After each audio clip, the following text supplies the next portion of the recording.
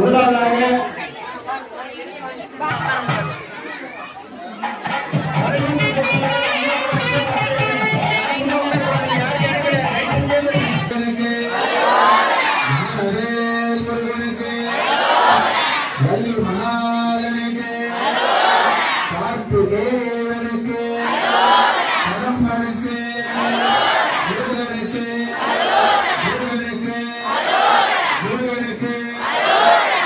இப்பொழுது ரொம்பவும் சக்தி வாய்ந்த ஆலயமாக கிராம தேவதையாக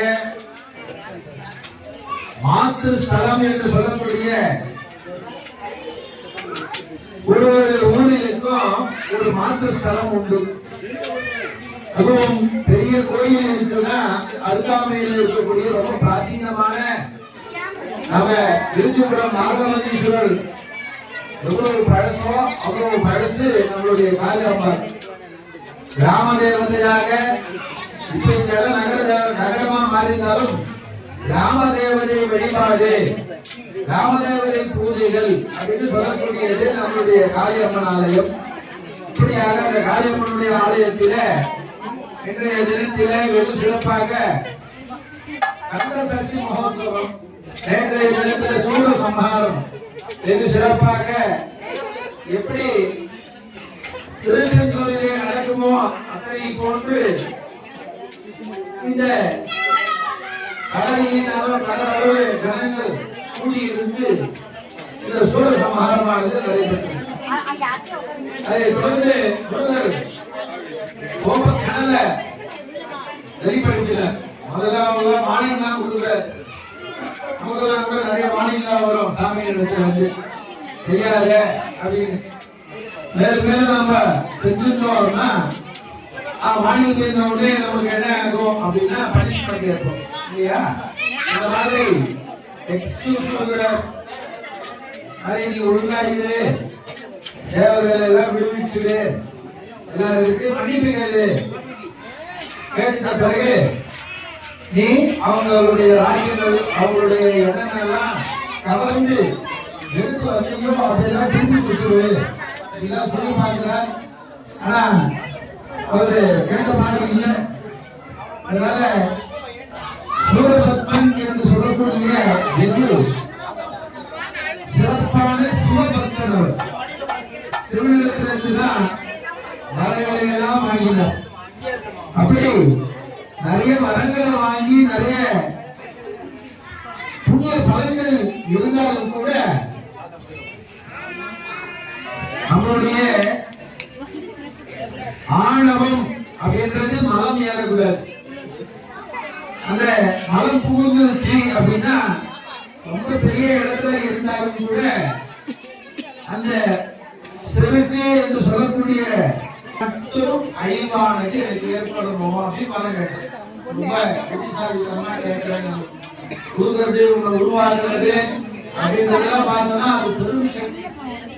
அதால செய்ய முடியாத விஷயமே கிடையாது. அனாதி அப்படின்னு சொன்னார் சிவபெருமான. அனாதி ஏன்னா பிரம்ம விஷ்ணு ருத்ர ஈஸ்வர சதாசிவன் இதுதான் நம்மளால சொல்ல முடியும். சதாசிவே சொல்றோம். சதாசிவத்துக்கு மேல சிவம் இருக்கு, அதுக்கு மேல சிவம் இருக்கு, அதுக்கு மேல சிவம் இருக்கு. மாதிரி அந்த பிரம்மம் அப்படின்றது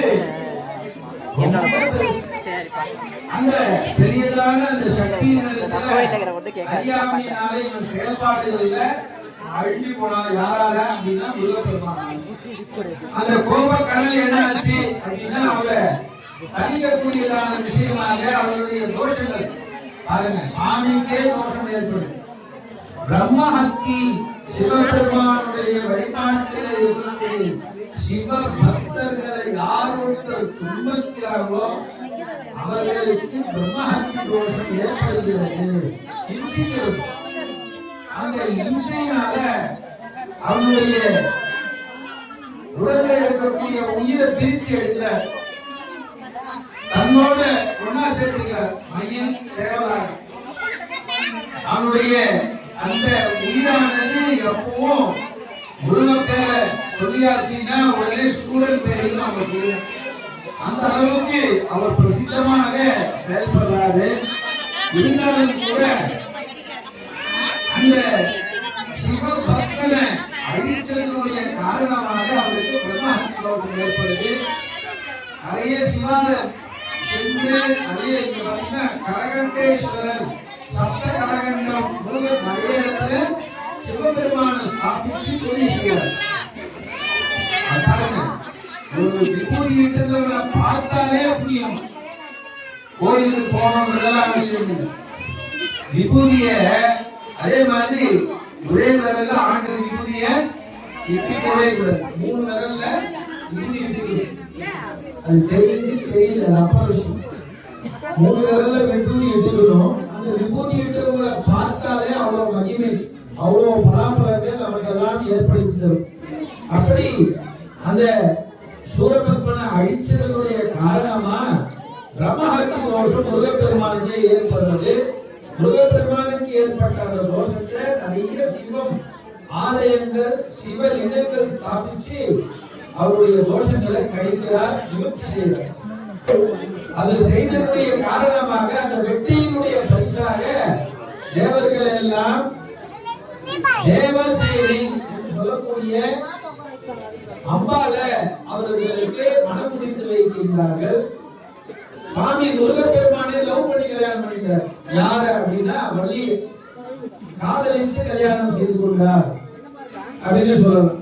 அப்படி இவங்கெல்லாம் யார் அப்படின்னா இவங்கெல்லாம் பார்க்கறதுக்கு மனுஷன் மாதிரி இந்த இடத்துல எல்லாம் தெரிஞ்சிருக்கிறாங்க அப்படின்னு சொல்லலாம். ஆனா தெய்வ பிறவிகள் இவங்கெல்லாம் நம்மளோட நம்ம இருந்து நமக்கு எல்லாம் அனுகிரகம் செய்கிறார்கள். வள்ளி தாயார் எங்க இருந்தாங்கன்னா வள்ளி மலை அப்படின்னு நம்ம காட்பாடியினுடைய அருகாமையில் இருக்கக்கூடியதான ஸ்தலங்கள் மலைகள்ல இந்த குலத்தி மகளாக பிறந்து வளர்ந்து முருகனை அடைந்தார்கள். அப்படி ஒரு சிறப்பு இந்த வள்ளிக்கு உண்டு. அப்படி அந்த வள்ளி இரண்டாவதாக முருகப்பெருமான என்ன பண்ணாங்க? 2 பேரும் ஏன் வள்ளி காதலிச்சு கல்யாணம் பண்ணிட்டாரு, முதல்ல அவங்க தானே காதலிக்க வேண்டியது அப்படின்னா அப்படி இல்லை. வள்ளி என்ன பண்ணாங்க அப்படின்னா பூஜை நேரங்களில் மட்டும்தான் அம்பாள் முருகப்பெருமானை நினைச்சு பிரார்த்தனை வழிபாடுகள் செய்தார்கள். ஆனா வள்ளி தேவசேனை என்ன பண்ணாங்கன்னா சதா முருகப்பெருமானையே சிந்திச்சிருந்தாங்க. இவர்கள் மணவள்ளி கஜவள்ளியாக 2 பெண்களாக மகாவிஷ்ணுவுக்கும் பிரம்மாவுக்கும் பெண்களாக பிறக்கின்றார்கள். பிறந்து முருகப்பெருமானை அடைய விருப்பம் கொண்டு தபம் இருக்கிறார். ஆனாலும் அவர்களுடைய தபமானது என்ன ஆகுது அப்படின்னா இந்த யுகங்கள் சதுர்யுகம் சொல்லக்கூடிய கிருதயுகம், திரேதாயுகம், துவாபரயுகம், கலியுகம் அப்படின்னு சொல்லக்கூடிய 4 யுகங்கள்ல முருகப்பெருமானுடைய ஜனனமானது ஏற்படவில்லை. அடுத்த இந்த யுகங்கள் எல்லாம் ஏற்படுது அப்படின்னு சொல்லும் பொழுது நாங்க எப்படி முருகப்பெருமான சரணாகதி அடைகிறது அப்படின்னு கேட்கும் பொழுது அடுத்த பிறவியில நீங்க முருகப்பெருமானை அடைவீர்கள் அப்படின்னு சொல்றாங்க. அப்போ 2வது பிறவியில யார் மகளா பிறக்கிறாங்க அப்படின்னா இந்திரனுடைய மகளாகவும் குலத்தி மகளாகவும் வள்ளியானவள் பிறந்து முருகப்பெருமானை அடைகின்றார். அப்படியாக ரொம்பவும் சிறப்பாக முருகப்பெருமானை இங்கே அலங்கரித்து முருகப்பெருமான் மூலவராகவும் உற்சவராகவும் அலங்கரித்து இங்கே சிறப்பான கல்யாண மகோத்சவங்களை பார்க்க தரிசிக்கிறோம். 2வது விஷயம், இந்த கல்யாணத்தை பார்க்கறதுனால என்ன ஏற்படுது அப்படின்னா நம்மளுடைய அனைத்து விதமான நல்ல பிரார்த்தனைகள் எல்லாம் சிறப்பான பலன்களை நிறைவேற்றி தருவதுதான் கல்யாணம். சார் நான் கம்பெனி வச்சிருக்கேன், கம்பெனி சிறப்பா ரன் ஆகணும், என்ன பண்ணலாம்? கல்யாண உற்சவம் பண்ணுங்க சார். எனக்கு குழந்தை பாக்கியம் கல்யாண உற்சவம் பண்ணுங்க சார். சீக்கிரமா கல்யாணம் ஆகணும், கல்யாண உற்சவம் பண்ணுங்க. இது கல்யாணம்ன்றது என்ன அப்படின்னா இல்லற வாழ்க்கையில ஈடுபடுறதுன்றது ஒரு விஷயமா இருந்தாலும் சுவாமிக்கு ரொம்ப குதூகலமான ரொம்ப சந்தோஷத்தை கொடுக்கக்கூடியதான ஒரு பெருசான ஒரு உற்சவம் தான். எல்லா உற்சவத்துக்கும் ஹைலைட் எது அப்படின்னா கல்யாணம். எல்லா உற்சவத்தை தாண்டி நான் அம்சவாகனம் சுவாமிக்கு முறை எடுத்து கொடுக்குறேன், மயில் வாகனம் கொடுக்குறேன், சிம்ம வாகனம் கொடுக்குறேன், யார் என்ன வாகனம் கொடுத்தாலும் எஜ வாகனம் கொடுக்குறேன், எந்த வாகனம் கொடுத்தாலும் முருகப்பெருமான் ஏறி இறங்கி, தேர் வாகனம் கொடுத்தாலும் தேர் ரகம் ஏறி இறங்கினாலும் முருகப்பெருமானுக்கு சந்தோஷம் எது அப்படின்னா அது கல்யாண உற்சவம் தான். அதனால நிறைய கோயில்ல 2-3 கல்யாணம் கூட இந்த டைம்ல செய்வாங்க. நம்முடைய முருகப்பெருமான் ஆலயத்துல, காளியம்மனுடைய ஆலயத்துல முருகப்பெருமான் பரிவாரமாக இருந்து அனுகிரகித்து இந்த கல்யாண உற்சவங்களை இன்றைய தினத்திலே சிறப்பாக ஏற்றுக்கொள்ள இருக்காங்க. இருக்கக்கூடிய இந்த நல்ல தருணத்தில் முருகப்பெருமான முருகா அப்படின்னு திரும்ப சொன்னாவே போறோம். பிரம்மா, விஷ்ணு, ருத்ரன் 3 கலவை யாரு அப்படின்னா முருகப்பெருமான். அப்படியாக அந்த முருகப்பெருமான வழிபாடு செய்வதனால அவருடைய மனைவியர்கள் உடைய பிரசாதமும் நாம் பெறலாம். சக்திகள் அப்படின்னு சொல்லக்கூடியது. அப்படியாக துர்காலட்சுமி, சரஸ்வதி, பார்வதி என்று சொல்லக்கூடிய அம்மாவுடைய பிரசாதங்களையும் நாம் பெறலாம் என்பதை நல்ல நேரத்தில் தெரிவித்துக் கொள்கிறோம். ஆகையால நீங்கெல்லாம் சிறிதளவு முக்கியமா பேசணும்னா பேசலாம், தேவையில்லாதெல்லாம் பேசினா கண்டிப்பா பலன் ஏற்படவே ஏற்படாது. நாம எழுதி தர முடியும். அதனால அமைதியாக முருகப்பெருமானையே சதா சிந்தனை. இந்த நேரத்தில் ஆலயத்துல வந்தாச்சு அப்படின்னா சிந்தனை செய்து முருகப்பெருமானுடைய பூர்ணமான அனுகிரகங்களை எல்லாம் நாம் பெறலாம் என்பதை நல்ல நேரத்திலே தெரிவித்துக் கொண்டு இப்பொழுது அதனுடைய உற்சவ நிகழ்ச்சியாக பூஜைகள் துவங்கப் பெறுகிறது. விநாயகப் பெருமான் பூஜை, கலச பூஜை மற்றும் உபச்சார பூஜைகள் நடைபெற்று தொடர்ந்து மாங்கல்ய தாரணமானது நடைபெறும். அந்த நேரம் வரை அமைதி காத்து முருகப்பெருமானுடைய முருகா முருகா என்ற திருநாமங்களை செப்பி சொல்லி முருகப்பெருமானுடைய பூரணம் அனுகிரகங்களை பெற்று உயரலாம் என்பதை தெரிவித்து இப்பொழுது பூஜையானது துவங்கியது. ஆகமாத்தது தேவானம்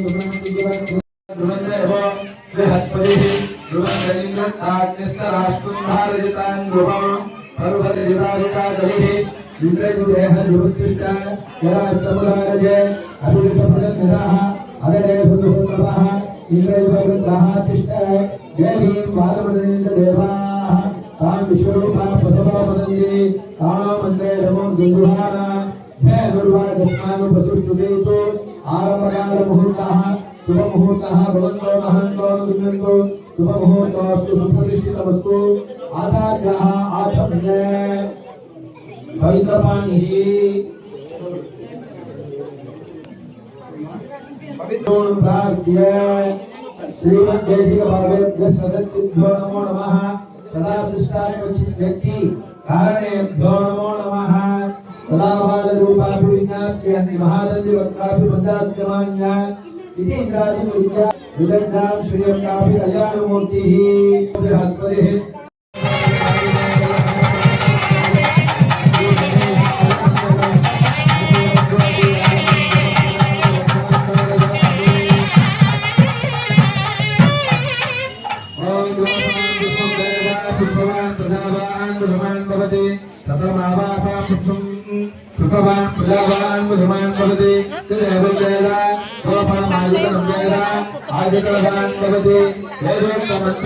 पुष्पांजलिं समर्पयामि समर्पयामि सुवर्ण पुष्पाणि